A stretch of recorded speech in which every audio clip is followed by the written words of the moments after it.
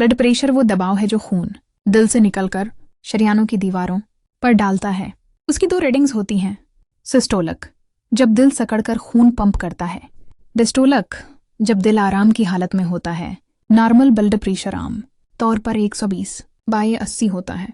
अगर ये मुसलसल ज़्यादा हो जाए तो उसे हाई ब्लड प्रेशर या हाइपरटेंशन कहा जाता है, और अगर बहुत कम हो तो लो ब्लड प्रेशर कहलाता है। हाई ब्लड प्रेशर एक खामोश कातिल है, क्योंकि शुरुआत में कोई खास इलामात नहीं होते, लेकिन यह दिल की बीमारी, फलिज, गर्दों के अमराज और आंखों के मसले पैदा कर सकता है।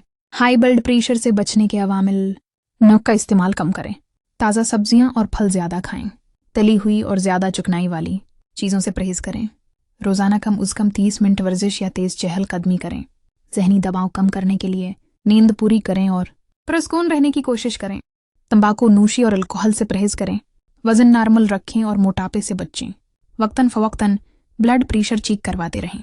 याद रखें, सेहतमंद तर्ज़ ज़िंदगी अपनाना ही सबसे बड़ी दवा है।